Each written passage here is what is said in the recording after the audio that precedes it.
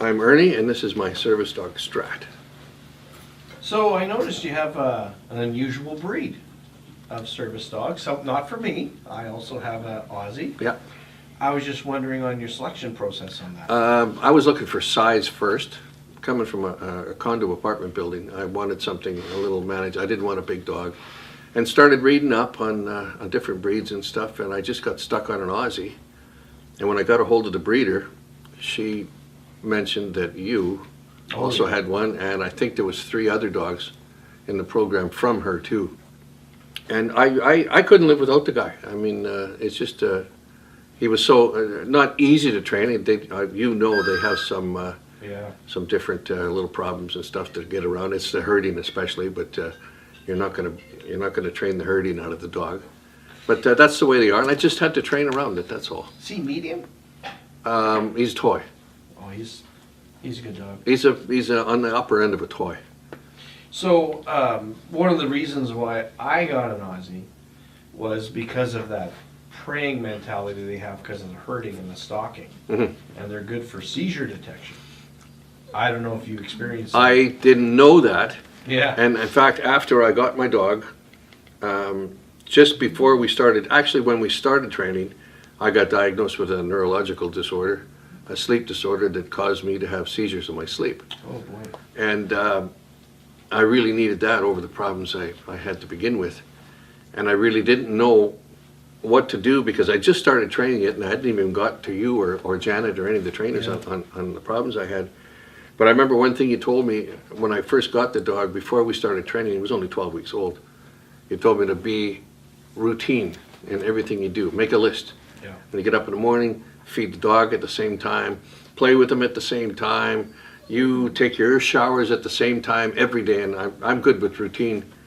And then I found out later on that it really paid off because when something out of routine goes on, the dog's going to react to it. Yeah, that's a good point. And with my seizures, I'd probably had about 3 or 4 of them, and I'd wake up and my heart rate would be through the roof and blood pressure, and the dog would be running around in circles, scared as hell. Oh yeah. And after that, he started waking me up in the middle of the night. I'm like, oh man, I said, I got enough problems with sleep without the dog waking me up. And then the wife was up one night, and I do have a few little tells before the seizure starts. The dog picked up on that because he didn't like me going in, and he'd come up and he'd lick my face and he'd wake me up before it even happened. And once I'm up, I'm done. Like I'm finished for the night. I won't have any more seizures, and the dog knows it. He'll go off to sleep in his kennel. His work is done for the night. And after that, I've been getting some really, really good sleep lately. Wow. And the wife can sleep with one eye open now because I get very physical. Yeah, I same thing with me was my when I got my Aussie was the seizure detection. They're just so used to stalking. Yeah. And they're so alert. And they'll do something, if it's out of routine, yeah, they're going to react. What's going on? Yeah. What are you doing? Okay, that's interesting. So what made you think of getting a dog? I had so many medical procedures starting in 2012, and they were just stacked on top of each other. I was falling apart. And I had so many surgeries, and each surgery I'd get a list of stuff to do on rehab, and then something else had happened. And I'd get a different doctor, a different surgery, different lists. And before I knew it, I had 3 lists I'm looking at trying to rehab all these surgeries. And I basically mentally started shutting down. Yeah. I wouldn't go out for almost 2 years. Wow. And finally, when I started feeling like I could get up and go around, I'd go to a mall or go shopping or something with the wife at night. I'd get inside, and with all the other people talking, with the noise of cash registers and machines and stuff, it sounded like an airplane taking off for me, and I got so upset I couldn't handle it for more than 5 minutes, and I was out. And so I went to my doctor and I told him, I said, I really got some problems here. And he says, it sounds a lot like PTSD. And then he mentioned service dog. He says they do help quite a bit in that field. That's when I got the paperwork, and then I got a hold of you. How did you find us? Actually, I found you through the breeder. Oh. When I got the Aussie, she mentioned you right away. Okay, yeah. He was 12 weeks old when I got him, and I did my own training and my own routine stuff and leash training before we started the training. And then I remember getting the call from you, said we're going to start and we're going to be doing it at one of the local malls. And I go, oh man, how am I going to go to a mall? And I was more nervous than the dog was. And I got to the mall and I figured, this is it. And I got so concentrated on what the dog was doing and trying not to, for him to screw up and me to screw up, that all of a sudden I looked and an hour's gone by. Yeah. And didn't bother me. So Yeah. that was a help. And he goes absolutely everywhere with me. Oh, I know that Yeah. because I follow your Facebook, your wife's Facebook page. Yeah. I've seen this dog in Vegas. Oh, he goes to Vegas, goes to Spokane. Spokane, Washington. Yeah. He's all over the place, and he travels well. So people must wonder because everybody wants our harness. Like, I Yeah. don't know if you noticed that. Oh yeah, So people must come up to you and go, "Where'd you get that harness?" right. I'll tell him exactly where I got it, and that's you can't get one. Yeah, I love that part. Vegas is it's tough. It's a different situation for a dog because you get out on the strip in Vegas, and he's like an oddity, Oh, almost like a star. Everybody wants pictures with him and stuff, and it gets kind of tough to take. And I was getting kind of tired of telling people, no, you can't. You can't kind of do that. and he's cute. I'll make an exception on an older person in a wheelchair or something. Oh, yeah. That's a different ball game. So you are having seizures and you have PTSD? Yeah. And a laundry list of other stuff too? Oh, You don't have to. You wouldn't have to go into all that. It's just like I got a lot of respect for you because you've been through a lot of shit. yeah. I think I had probably 4 major surgeries in a year and a half, all different related. Was numbnuts around for that? No, Oh, okay. no. That's when Sorry, your name's Strat. Sorry, buddy. That's I gave you when, that look.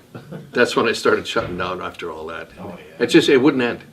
I'd have one surgery and they'd find cancer and chemo and radiation and all sorts of stuff, Oh jeez. and it piles up. I know it's helping because if I don't see you, I know you're in some other country. Yeah. So I know you're traveling. So that's good to see you get out, right? And I got back into the music business too, which I had to put that on hold for a long time. See, I don't know if you knew this, but I was actually the 5th Beatle. Oh, cool. Yeah, I just retired early before they became famous. Well, I took your place. So the dogs help. Let's say I was going to think about getting a service dog. What would be the one kind of tip you would give people? Because I always tell people it's a lot of work. You may not know it, but Oh, yeah, I just make sure you need a service dog, because it is a lot of work and it'll hit you in the wallet. Like it's not cheap. Yeah. It's Well, not and cheap. the other thing is you got to schedule your whole life around the dog. Exactly. And Exactly. because sometimes people aren't used to. Like I'll get a phone call. Hey, you want to come over? I'm like, I got to walk the dogs in about 10 minutes. I got to Exactly. feed them. I can Yeah. be there about 2 hours. I'd get calls to go see a band or something. And I said, well, I can't go to that room because Yeah. I know it's too lively Oh, as far as yeah. sound and stuff. And but he handles concerts Does quite he get well. earmuffs and all that? No, he handles it really well. Yeah. So if I asked your wife, she would say that you're obviously improved. Oh, she sleeps now, so she's improved too. She's.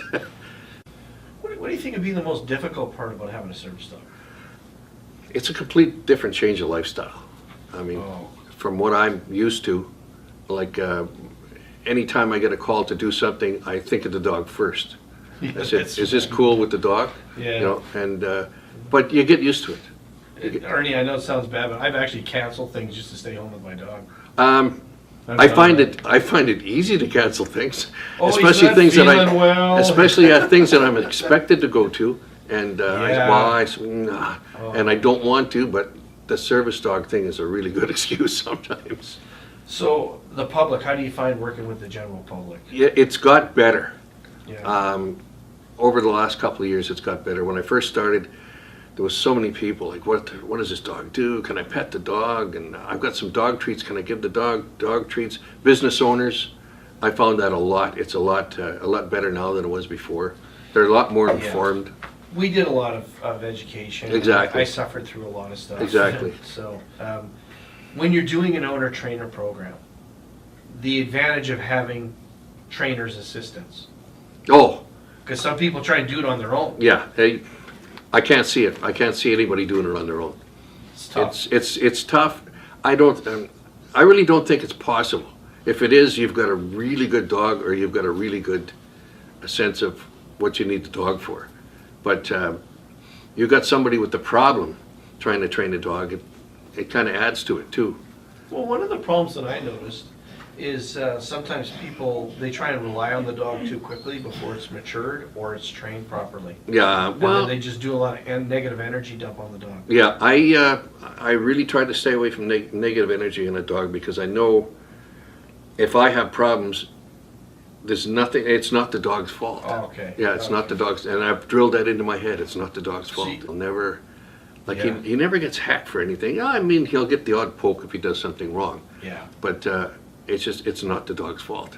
So you saved yourself a lot of money by training it yourself. I did, yeah, I did. So that was really good. I couldn't imagine going the opposite way Which is that? of getting purchasing a trained dog and then working slowly into. You liked your way? Oh, yeah. Good for you. Yeah, I loved it, yeah. Well, with your breed, the bond, like those are Velcro dogs. Yeah. Like once they stick, like Benny, once they stick to you, Oh, for sure, you know, screw that. yeah. So any parting words or any suggestions you want to give somebody that's looking at a dog or want to buy a dog? Don't hesitate. If you feel a need for a service dog or you got some problems coming up, go to your doctor. They'll fix you up, and if they give you the right paperwork, then you take it from there. But don't hesitate. And you said your doctor knew about service dogs, because sometimes they don't, eh? That was the first thing he said. He says, service dogs can help with problems like that. And A psychologist or psychiatrist? it was a regular GP, but I did go see the clinic psychologist, cancer care too, and he said, oh yeah, he said, you go for that for sure. You're cancer free now? Yes, been You know, cancer we free can for test that for you, right? 7 years. You know, we can test that for you, right? Yeah. Jerry Springer. You seen that? Jerry Springer detected cancer in the grandmother. Is that right? Stroke in the mother, and Wow. then seizures in another child. It was Wow, like crazy. Thanks for your time, Ernie. not a problem. Thank you.